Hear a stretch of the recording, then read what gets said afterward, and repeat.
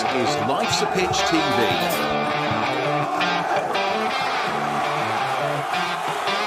Main sponsor, DPS Tech.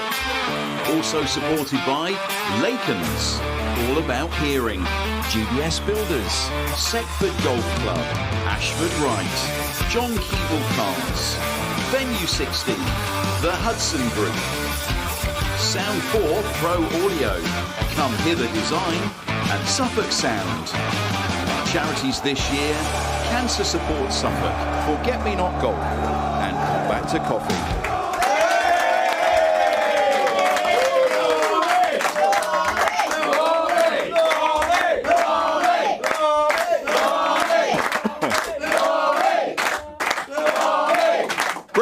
Well done. Thank you, Capacity Crowd. Welcome to this week's edition of Life's Pitch TV. This is the DPS Tech Arena, and I'm your host, Mark Murphy.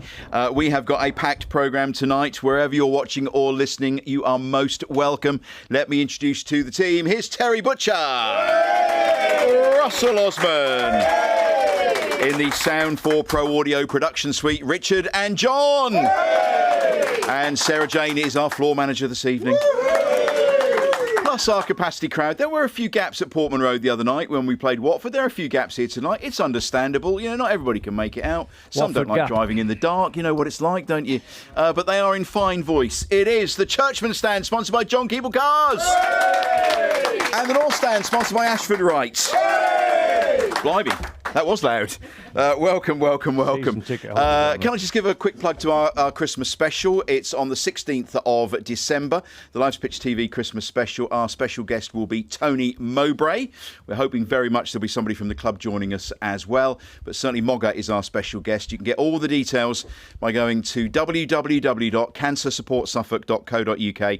Click on events and you can book your tickets there, and they are selling like hotcakes. Always a good show, isn't it, Butch? Always a good fun.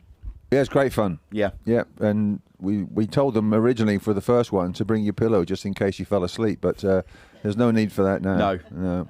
It's always a good night, Russ, isn't it? It is, Mark. Very good. Looking forward to it. Yeah. Another Mixing and mingling with all the fans. Yeah. Shows you that Christmas is here again. It does. Yes. All too soon. All too soon. Can't wait for me present from you. No, it's all right. Don't worry. It's in the post. So, on the opening slide this week, Dan, who puts our slides together, as well as putting 4 tennis balls on it to symbolise the massive protest at... Was there 5 on there, was that? Sorry, I couldn't see the 5th one. 5 on the slide to symbolise the 5 tennis balls that went on the Norwich City pitch. Also, the caption was too many changes. So we've had a couple of games. We're going to look at the highlights of the Queen's Park Rangers game in a moment or two. Changes there, changes again midweek. Are we seeing, Russell, too many changes? Good question. I would say yes. There's a few changes that did surprise me. Jack Taylor in particular. I thought he would have warranted a start again ahead of Kajuste, or Kajust, however you pronounce his name. But it's one of those things. I think Jack Taylor got in the side and he did well. How do you actually stay in the team? You know, you play well, but you're left out and you come on for 20 minutes of the next game, maybe. Does that mean that he's just left a central midfield player out to help win the game last night? Or is it a rotational thing? I just think it's a bit strange. You know, you should earn your place in the team on merit sometimes. And I'm not sure that is how it works. You could say the same about Nunes, couldn't you, after the 2 goals he scored against Queen's Park Rangers? Yeah. Left out onto the bench against Watford. Very energetic, scoring 2 free kicks like that. Yep. Yeah. And I'm sure he was fit enough to play, surely. You know, so... But again, it's one of those things. It's strange. So I would say, yes, too many changes. Terry? Yeah, he's always said it's difficult, and it is difficult for managers in the modern era because they have a huge squad. And how do you keep a huge squad match fit and sharp? Because there is a big difference between just running up and down or doing sprints and all that kind of thing to actually explosions when it comes to football. So is he trying to keep people happy? Is he trying to give them a game here or give them 60 minutes here just to make sure that they are topped up a little bit with that match game experience. But you're spinning plates. It's a really difficult thing to do. And I think if we've not hit full speed yet. We're not fluent like we were 2 years ago. We're miles off that. So I think you've got to say sometimes sacrifice egos and sacrifice trying to keep everybody fit, but keep your starting 11 as consistent as possible, because at the end of the day you need to get on a run and you need to be at a better level, nearly the level or at the level that we were 2 years ago if possible, for us to really climb up there, get in that top 6 and then eventually get in the top 2.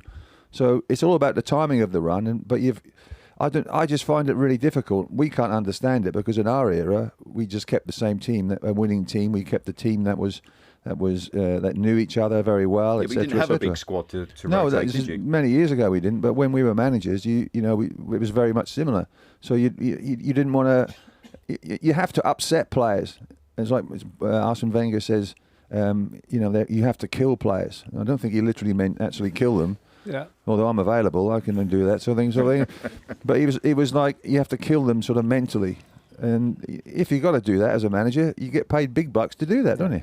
But when Kieran speaks about it, he was reported as saying, or you saw his comments saying, we will assess the players after the game before making the decision on the next game and the future games.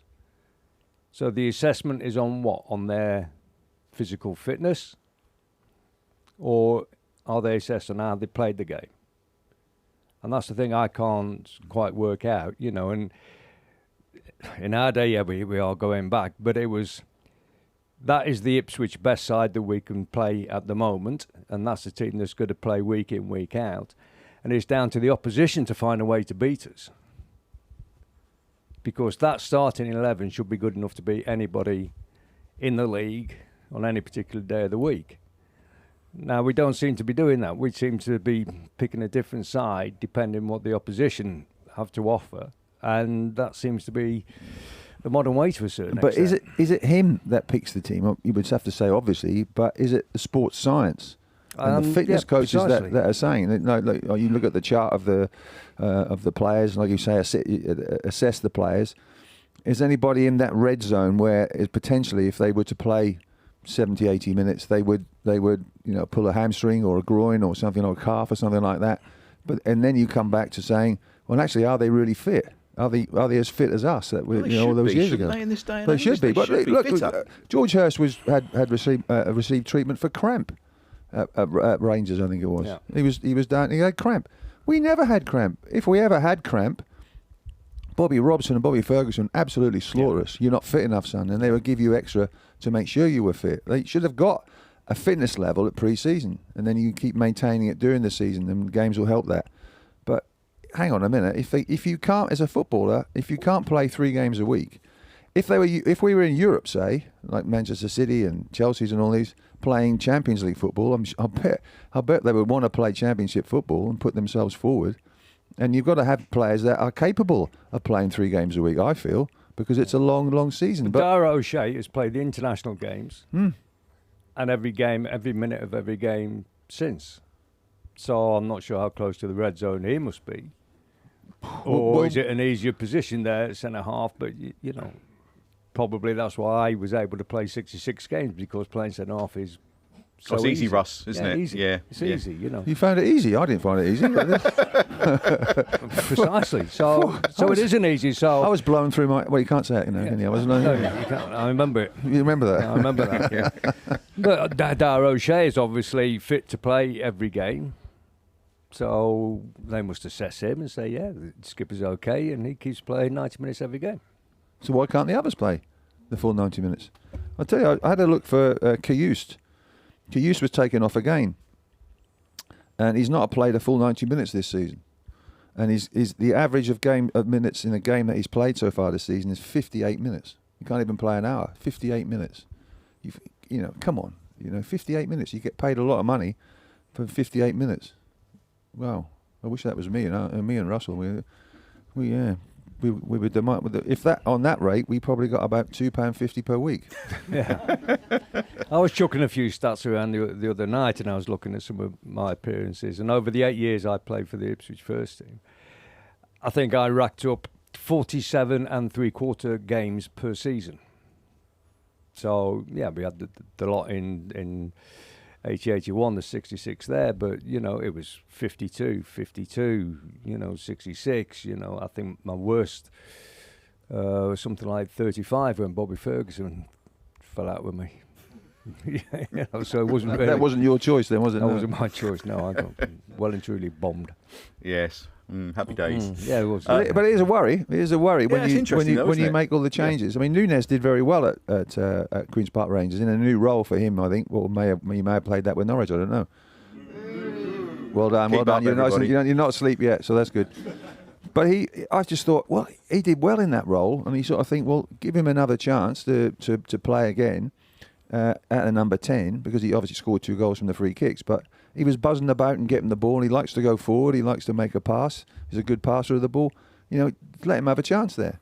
But no, he doesn't play there. Akpom plays there occasionally, then he comes out. Smodic goes in there, then gets injured. We haven't got a number 10 that's going to actually hold that position down. Yeah, so you'd have thought Nunes would have started the game rather than Akpom, but then that's the other way around as well. Akpom's got that one wrong. Akpom's not showing anything for me, and yet he gets a role ahead of Nunes, who had probably his best game for the town.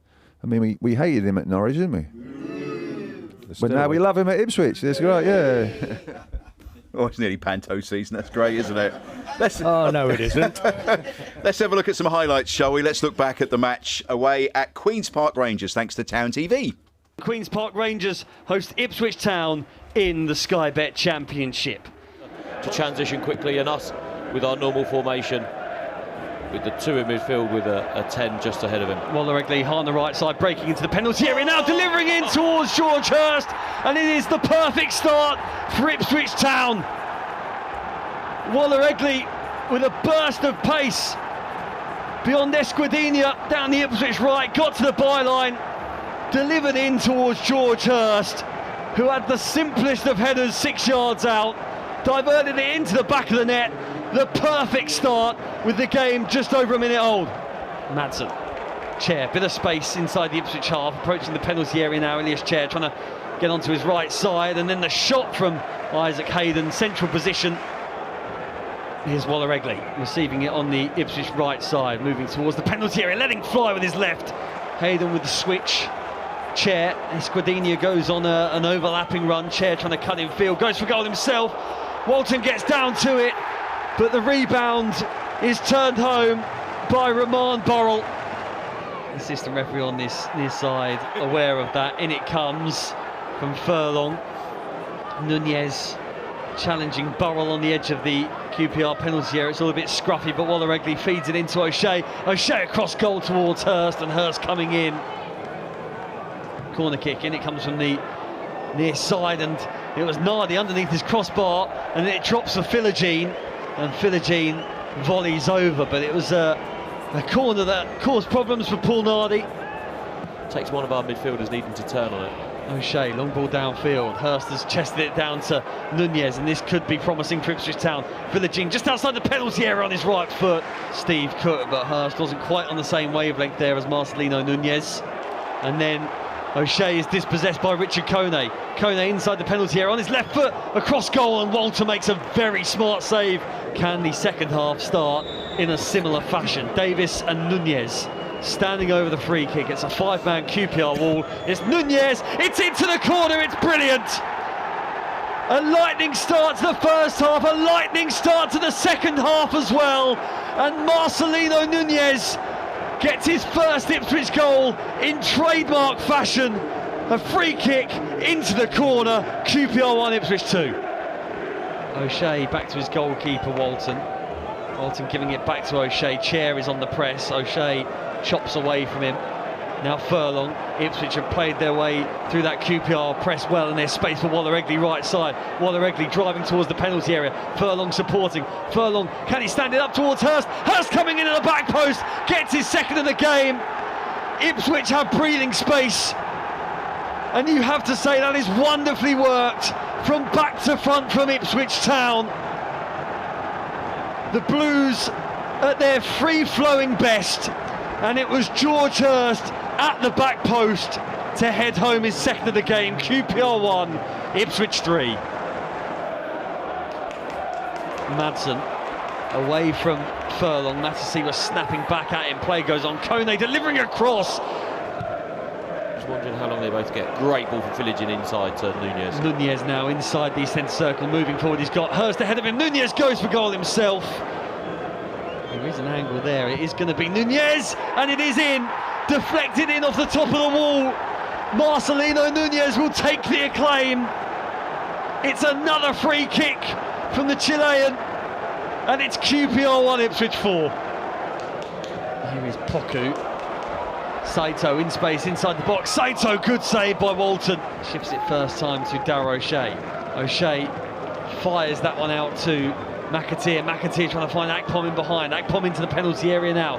McAteer supporting. Pulled back by McAteer. And this week it's Watford at home on Tuesday. Swansea away next Saturday. But here in West London this afternoon, Ipswich Town have secured their first away win of the season, and what a very good win it was too. Well, a big thanks to our friends at Town TV for supplying the highlights for that match. A quick goal, Russ, always a bonus. Yeah, lovely, wasn't it? You know, good play from Egley. I think he's getting showing better, that isn't he's got a little trick up his sleeve, and he's done the full back on the inside early on. He's done him on the outside and stood a delightful little cross up for George Hurst. Picked him out very nice and a good header. So two good headers from George Hurst, but that first goal does give you a nice little lift, doesn't it? Away from home early on. Shame we can't hold on to a lead a bit longer. Nice early start, Butch. Yeah, it was. It was one of those ones where you sort of say, well, you know, Egley, you've got pace. Have a go at people on the outside, because he always seems to come in on the inverted winger on his favoured left foot, but he's got a good right foot as well, as we've seen with the cross. It wasn't an easy header for Hurst, but he just managed to get up and steer the ball into the other corner. Sometimes he's a little bit guilty of trying to smash it with a header, but you know, a lot of the good players who've scored with headers just guide it in, and there's no sort of force. The force is on the ball. You know, the pace is on the actual delivery. But it's lovely to see wingers go past. When his sort of emphasis down in QPR in the first half was all down the right-hand side rather than on the left, as it has been throughout the season. So that's good to see. It's good to see it, you know, that side working. Obviously not so much the left side, but that, you know, it's good that you've got a threat down both flanks, and it's good that Hurst has been in the right position as well. I mean, he had two, not tap-ins, but I mean, Furlong's cross for the fourth goal was right on a plate. That was a brilliant ball. Unstoppable, and obviously on the far post he makes good with And that it. will have done his confidence no end. Yeah, like I say, he got that little bit of cramp late on in the game, and he does put the miles in, and then he just lost his cool a little bit, you know, last night at Watford, you know, which resulted in him getting a booking and probably being taken off a little bit to save himself from, you know, getting a second yellow later on in the game. But he needed a goal. He got a couple against QPR, so things looking good for him. He's just got to stay there. He's got to just hold the ball up a little bit better for us so we can play off him. But he's a threat, and he's a handful. I thought he had holes in his socks to avoid the tightness on the calves and everything else like that. That's where you get cramp, isn't it? So they're obviously not working, the holes, or not big enough. I think they should be bigger. I don't know what he's going to do next with that. No, I don't know. But he moves up to second highest scorer. Philogene with 6, Hurst 5, and the shorts and hairband man, Jack Clark, with 5 as well. Yeah.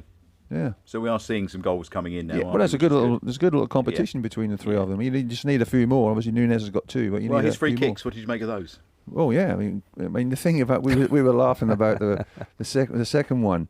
They QPR put a 3-man wall up, and one of those players in there was a Japanese substitute, and Japanese people aren't particularly tall, so it went right over his head. I think he had a slight touch. If he'd been bigger, he maybe have blocked it right in his face. But it was a perfect. I mean, Nunez must have thought, look at him in the wall. He's a dwarf, you know.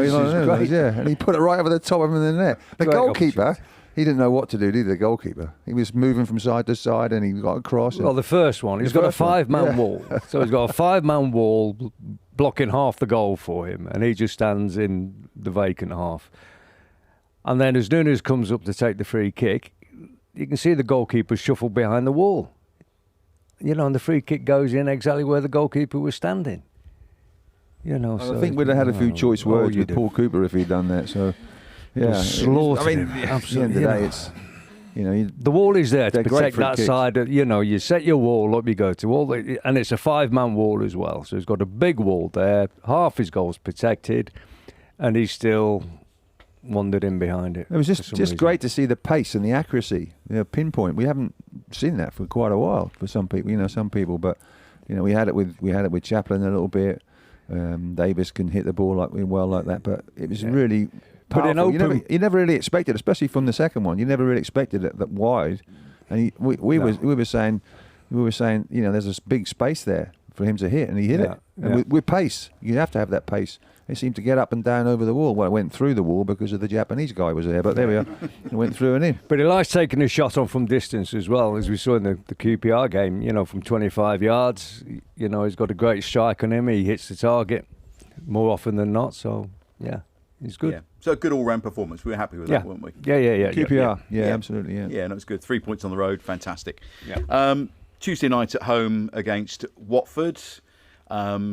It's a funny atmosphere, actually, I thought, at the ground. I don't know what the crowd thinks. It wasn't kind of... I don't think the fans were really sort of up for it. It all just felt a little bit quiet at times. We had a great night, didn't we? We had a good night, yeah. Well, perhaps it was because it was Remembrance game. Maybe. That may have had an effect. Yeah. Yeah.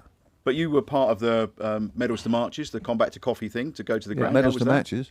Yeah. With that one as well, yeah. Right. What did I say? Medals to Marches. Oh.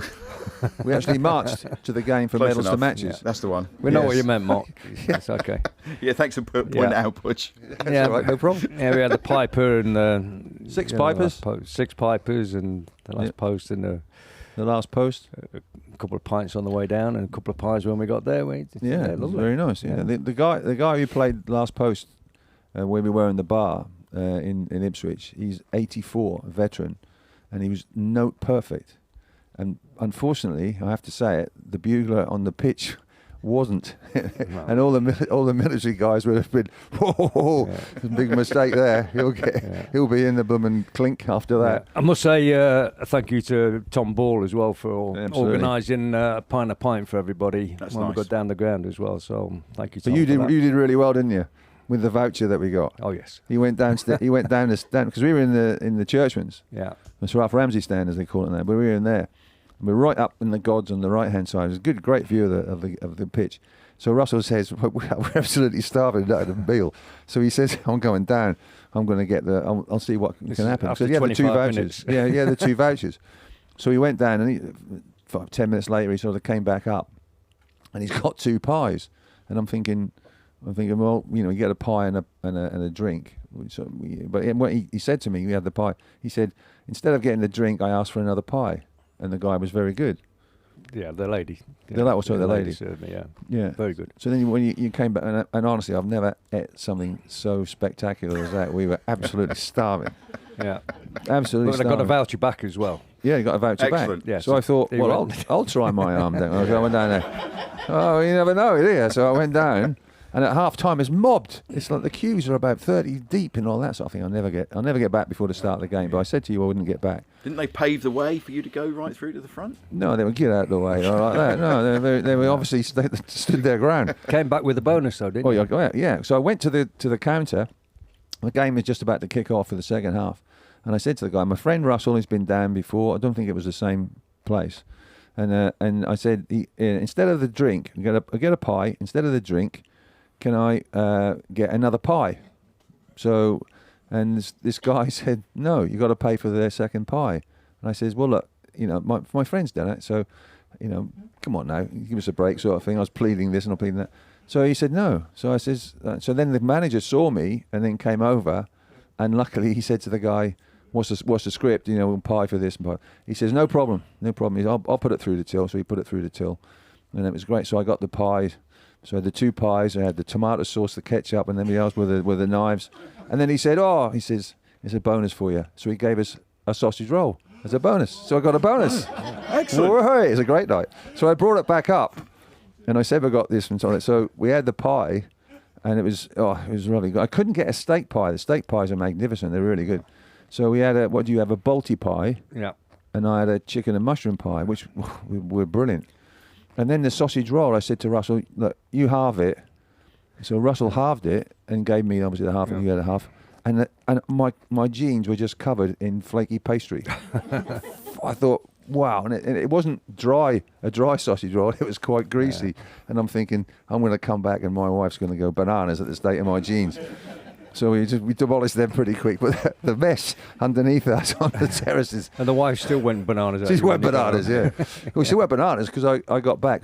I played golf, got changed, so I had a suit cover out of the car, and I made a cup of coffee to go upstairs. So I was got the suit cover and the coffee, and I went upstairs and I blooming tripped over the last step and put the coffee on the carpet. Oh. Big trouble. Yeah, it's not a good in. Not a good in. Oh, well, she was still cleaning it today, so that's why I left today. I left her alone to do it. So, wow, I'm embarrassed now. I've gone red now. I don't even know. I think next time we'll have to take a picnic table, won't we? Candelabra and stuff like that. Or a little tray. A nice tray would be good. A little tray. That'd be nice. Did you actually get to watch the game at all, or? Oh, we saw a bit of the game. Yeah, it was nice. Yeah, good. It wasn't the most exciting game, thankfully. So we were able to have our pies and sausage roll in peace. Yeah, a picnic. Yeah. Yeah. Philogene on the score sheet again, Russ. He went 5 rounds with Matasiwa as well, didn't he? Well, yeah, we can see a picture now for those who are watching. For those who aren't, there's a picture of Kieran McKenna pointing his finger at Matasiwa after the game. So there was a little bit of something going on between the pair of them. I don't mind that at all. I think sometimes, your tempers overboil and stuff like that, and things are said either on the pitch or in the changing room. You get on with it. It doesn't look great if it happens on the pitch, but it's not the first time and it won't be the last time. What it was about, I'm not sure. You can hazard a guess that he's probably getting a bit fed up with Philogene being fouled and being on the ground, sort of remonstrating that he hasn't got a free kick while everybody else is trying to win the ball back. I think that might have been where it came from, but they obviously weren't happy with each other, and I don't think Kieran McKenna was too happy either. I think it's quite good to watch. You don't know what it's about, but they're just having a bit of a go at each other. It should be in the dressing room, though, shouldn't it? Well, it should be, but it's passionate. It's a football. It's a passionate game, and you want to win. At that stage, it was not like go nip and tuck because they weren't ever going to score a goal, but. It's just a case of could we get the winner? Yeah. If it happens in the first half, you can sort it out at half time. We used to have like the treatment table in the middle of the changing room, and that was usually enough to stop the lads having a scrap with each other, but it came close quite a few times. But if it was second half like it was, then it's a little bit more difficult to restrain yourself and think, well, if I leave it to the end of the game, it's not going to influence the game at all. We need to make sure we get something out of the game as it stood, and one each. I think Matasiwa probably thought that, Philogene's our best way of getting a second goal, and just wanted a little bit more from him. Yeah, which, you wouldn't. If that was Kipre, you wouldn't argue with him, would you? I tell you now. Matasiwa and Kipre having a go at each other. I'd like to say I'll pay money for that. It'd be great. Maybe there might be a belt available or something like that. That'd be good. We did have the chances, and several of them, to win the game. Yeah, we blasted a couple over the bar, didn't we? I mean, particularly Nunez. I mean, a side foot, perhaps, rather than trying to put shoelace through the leather, Yeah, it's surprising, really, somebody that strikes the ball so well. You would have thought he would have hit the target. It's just one of those things. I think that rushed it a bit. Because there were quite a few people in front of him, you think, well, I've got to hit this hard, and you hopefully get a ricochet or something, a favourable ricochet. So I think he just did, he thought, well, I'm just going to smash this, and unfortunately... He got the ricochet, all right. Yeah, from the stand? Yeah. No. Like a North stand. It was as on Hurst. Hurst had a header as well. He could have done better with. Yeah. Nunez, Taylor. Keeper made one good save. Was it off Hurst? Yeah. But I think, it's a bit like last year. We weren't ruthless enough last year, and when you get chances like that, that could be the difference between getting promotion or getting into top 6. So yeah, it's a pity, but at least you're creating those chances. I mean, Azon's header, like I said before, with the Hurst header, he's tried to like steer it in, whereas you just guide it in, go for the far post, and then you generally probably hit the near post. If you go for the near post, you generally put it wide. Well, that's what I'll tell you what disappointed me a couple of times. Free kicks that we had 10, 15 yards out of the 18-yard box, and we're offside.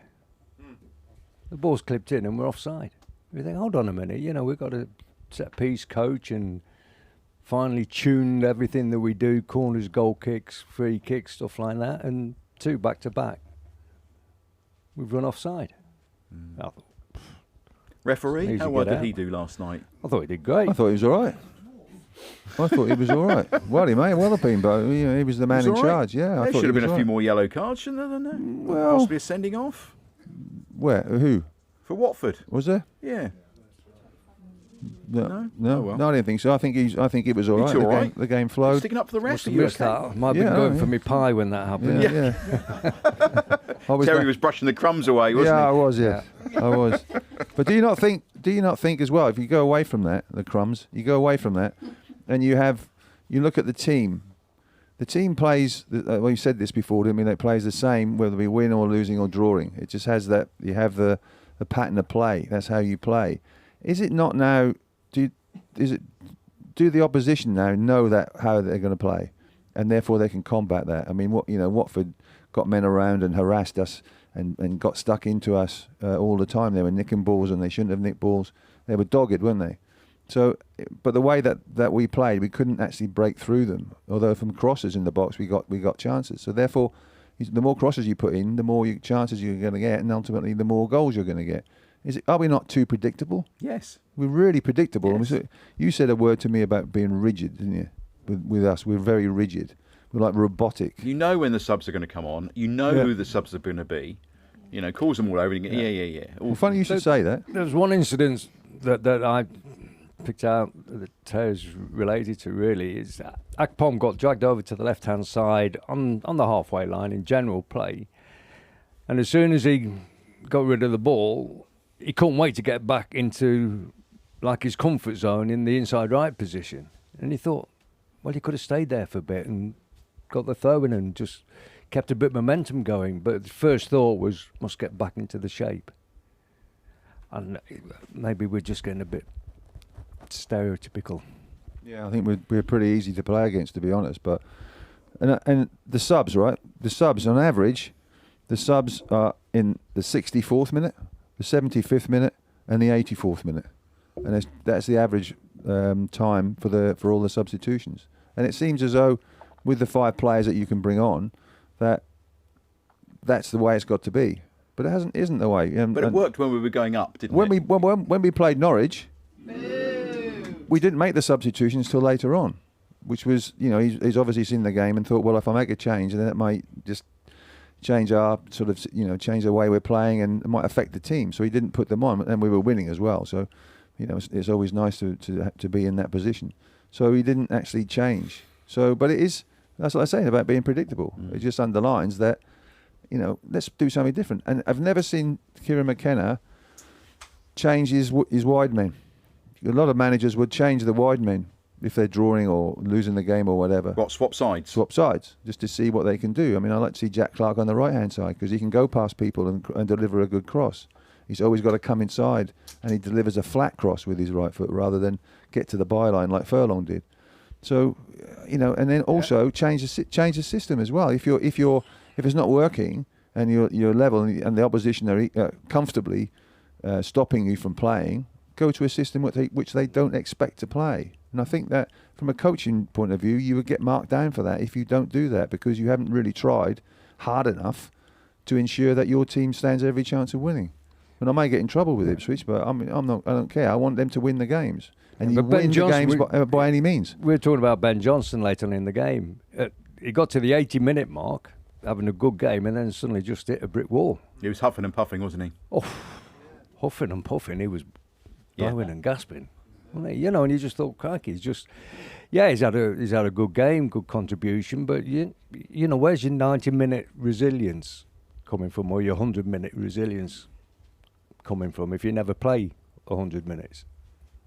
Okay, right. Time to choose now. Is that enough moaning and groaning? Yep. Yeah. No, it's good. No, it's constructive, isn't it? It's good. It's it's what we all do, isn't it? We all Yeah, talk about it. It's I mean, what we pay ought the to- money for. we want them to win. Yeah, of course. And we want them to play well. We Absolutely, want them yeah. to see goals and crosses Yeah. and shots and everything else like that. Yeah. Well, I think we had about 11 efforts on We've goal. done our bit 11 now. efforts. Yeah. We've done our bit now. We need to get substituted now. Yeah, we know. Okay. Yeah. A bit tired. We played for 3/4 of the. We talked for 3/4 of the program. We're off. Well, you can go into the capacity crowd if you like, swap over. We'll see what we Yeah, do. yeah. No. You're They'll probably fine. do a better job than us. It is time for this week's Player of the Week, sponsored by GBS Builders.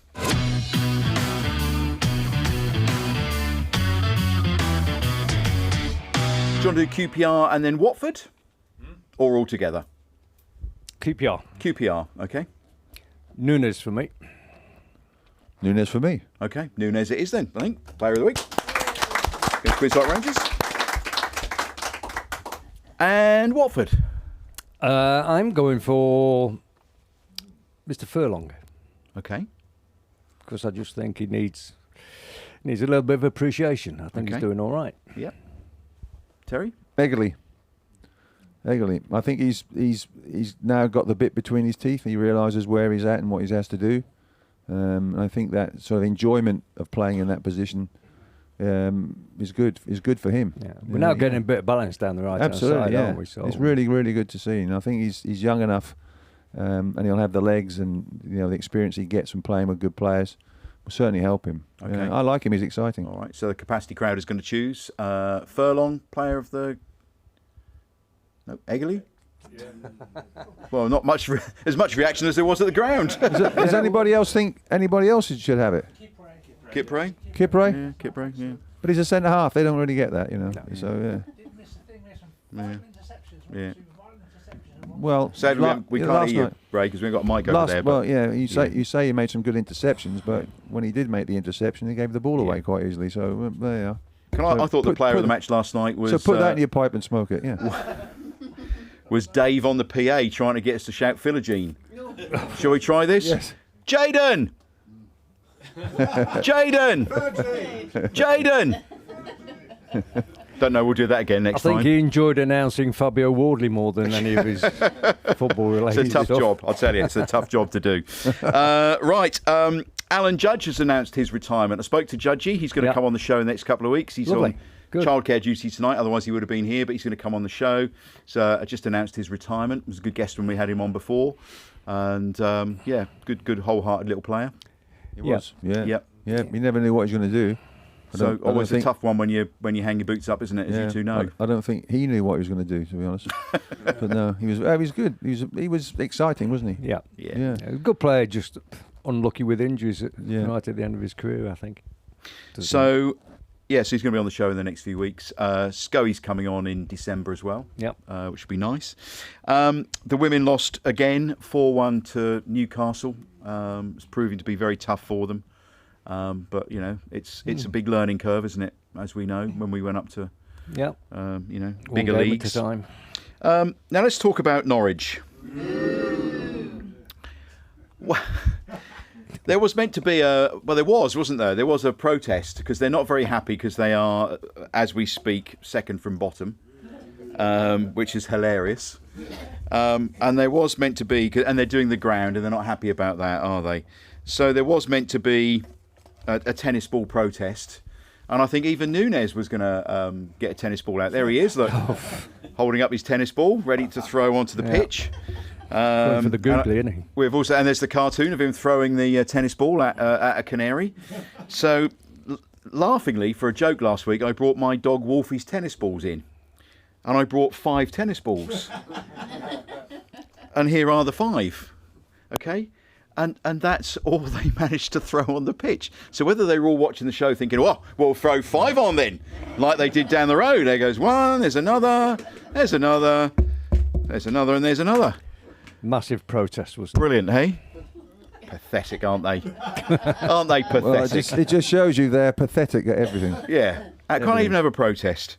Delia was there with her husband, Mr. Windsor. There they are. Look, I've nicked that from someone's page. There that they them are. at He seems Wimbledon? quite happy. Look, he's She's certainly not.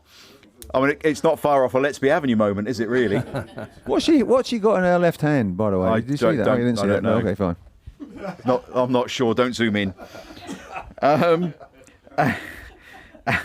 Vivid. their home record, though, is absolutely appalling, isn't it? 7 in a row, isn't it? Something like that? Mind you, we were like that in the Premier League, but it was the Premier League. It was the Premier League, yeah. Yeah. Not the Championship, and yeah. Terrible, isn't Well, it? there is a crap club, so I mean, Yeah. there we are. What do you expect? Yeah.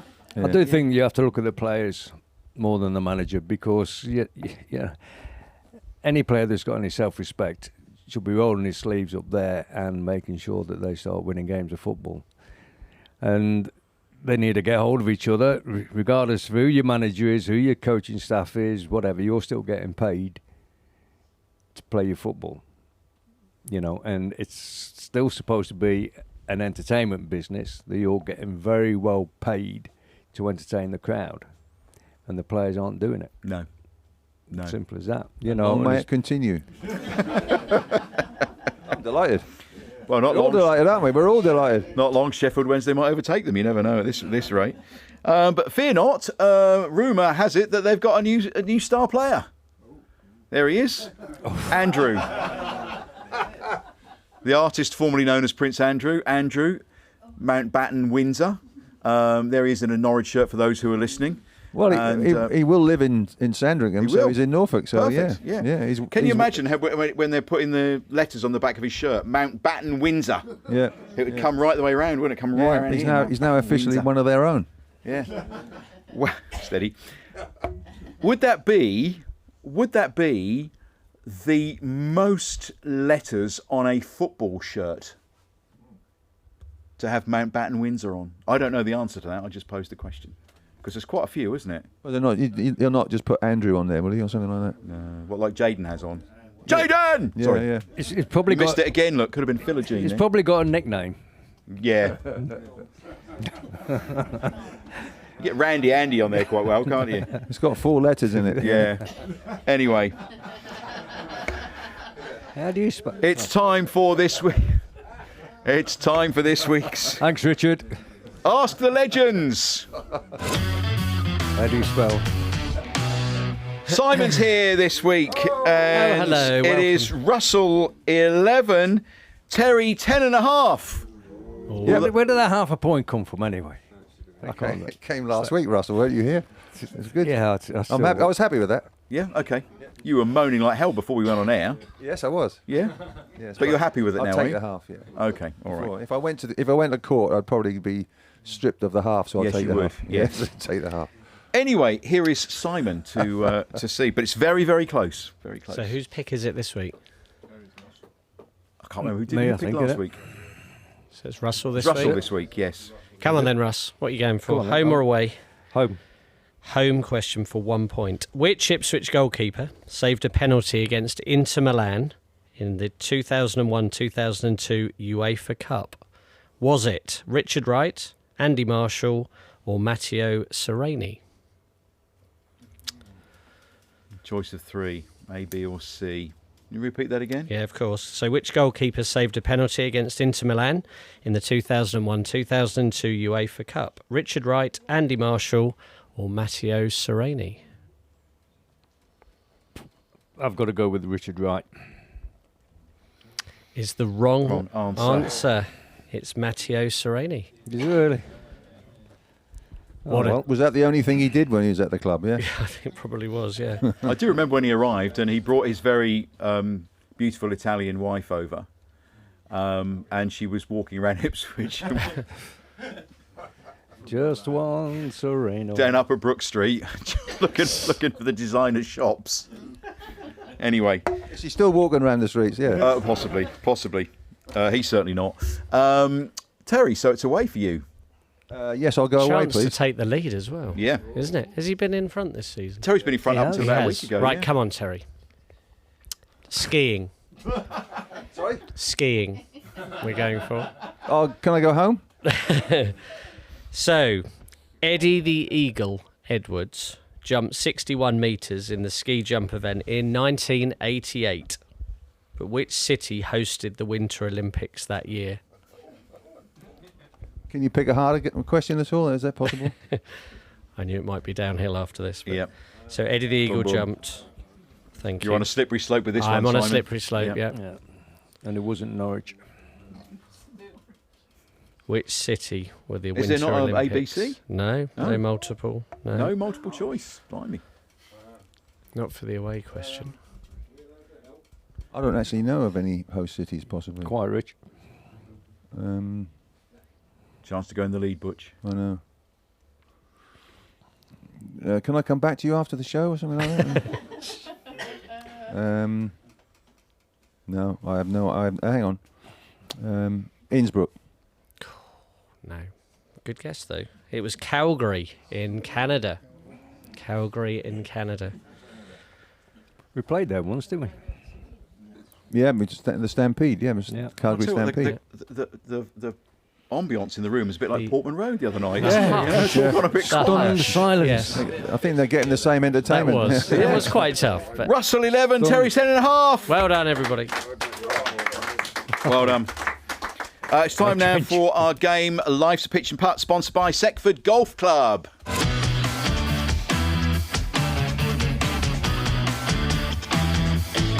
And it's a good job Tony is walking across because he's going to have a go tonight. Tony is a pro and he was doing all sorts of tricks earlier on, so 6 balls. At the moment, we still have Wayne Brown in the lead on 120. Although Richard in the Sound 4 production suite got 125 before we all arrived tonight. So he tells me. Yeah, all right, I was there, I know. Anyway, 6 balls. No pressure, Tony, show us how it's done, my friend. No pressure, mate. 120 to beat. You know, look at the way he's lining them all up, look. Are we going to go fast? We're going to go shotgun.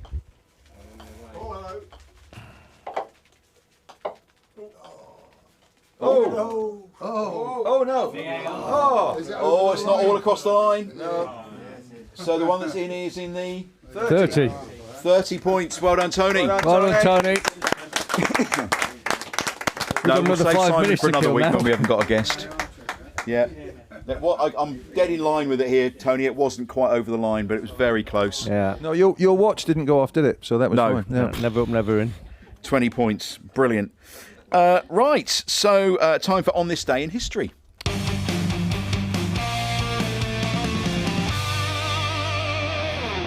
Right, on this day in history from Dan Botton's little book here. I'll start on the 4th of November 2007. For a change, Norwich City's Dan Huckerby became the 100th opposing player to be sent off against Ipswich in a pulsating 2-2 draw at Carrow Road, where a fine attacking display in the first half was not enough to secure victory for Ipswich. Saturday the 5th of November 1966. What a great year that was for winning the World Cup. Ipswich stayed top of Division 2 with a 6-1 beating of Northampton Town thanks to Frank Brogan's hat-trick. Ray Crawford, Gerard Baker and future Blues assistant manager Charlie Woods also scored. Also on Wednesday the 5th of November, this time in 1980, Ipswich won through to the UEFA Cup third round 3-2 on aggregate as they hung on in Prague against ferocious Czechoslovakian hosts Bohemians Prague. Town's colossus on a freezing night was the one and only Kevin Beattie, whose magnificent performance in only his third game of the season managed to see Town home into the next round. Well done, Beat. Saturday the 6th of November, going really back in time now, 1897. This is interesting. Tom Hayward received the dubious honour of becoming the first Town player to be sent off when the Blues lost 3-1 at Framlingham College. It gets better. Play became vigorous in the later stages and Hayward saw red for a tackle on the Reverend H.M. Mills. And that happened on the 6th of November in 1897. Ah, those were the days. Also on the 6th, just a quick one, Mark, 1911, a fierce gale saw the roof of the stand at Pullman Road blown off. It was replaced for the sum of 60 quid. Bargain. It was a bargain. Yeah. You remember that game in Prague? I do. Yeah, it was a snowstorm. The snowstorm there. Yeah, it was a bit nip and tuck, wasn't it, towards the end? Yeah, a bit hairy. But we got through. Yeah. Yeah, we got through. Yeah. Do you think, we often talk about Beats injuries and stuff, you know, and he during that period he wasn't playing very regularly, was he? No. And do you think that if he'd have been fit more often, we would probably have done more? I don't know.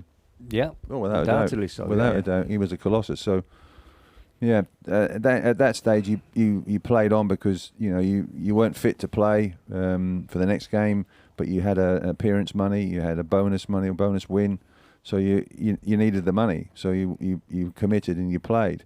A lot of people nowadays wouldn't do that, obviously, but they get paid far more money. But it was important at that time to continue and just and stick it out. I'll get by, but you're not 100% fit, but you had a big heart and you gave it everything. When Beat was like that, and I think it's a bit like Duncan Edwards. What would have happened had Duncan Edwards survived the crash and all that sort of thing. So you never know, but you have a good idea that he was our top man, really. Well, if you look back at that season, 80-81, we lost George Burley, with cruciate damage back in January was it? In January, so we lost him for half a season. And then we lost Beat after the semi-final against Man City at Villa Park. Broken arm, and that was his last appearance for us. So if those two players had have stayed fit, then I think we would have benefited from Kevin scoring a few goals here and there for us, as well as helping keep clean sheets. And obviously George's stability at the back, even though Kevin Steggles and Steve McCall both came in and did fantastic jobs for us that year. But you wonder, not how much Beat would be worth, but what would he be worth to Ipswich now in this generation? A player like Kevin Beattie playing today against these people that obviously play the game now. Wow, he would have been. It would have been exciting to see him play. He just would have ploughed through the opponent's team and just left a few in his wake. But he wouldn't be dirty. He wouldn't commit fouls and get sent off. He just had natural strength, and they'd all be petrified of him. They really would. It'd be like Kipri on steroids. He would be, yeah, absolutely, yeah. Perhaps we should give him some steroids. I don't know. That'd be good.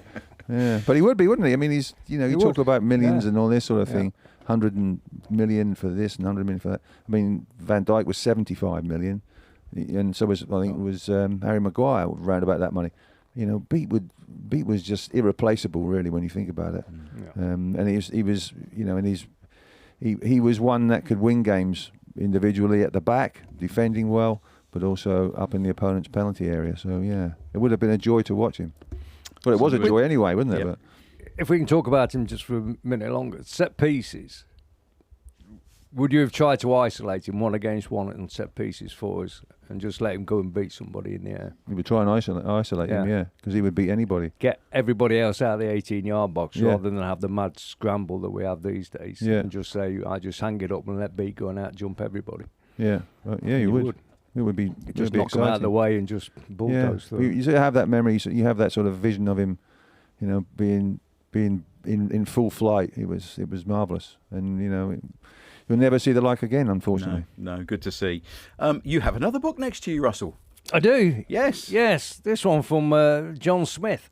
It's basically the backstory of how Escape to Victory came to be. It goes into how Freddie Fields managed to talk Sylvester Stallone into appearing, and it's basically, as it says on the back, a love letter to a cult classic. It's a definitive story of Escape to Victory, bringing you an inside look through new interviews with football legends, casts and crew. And that's by John Smith. Look, nice little book. Good book. That'd be a good book. Yeah, was that just out? Yeah. All right. Yeah, so I'm going to read it tonight. Yeah.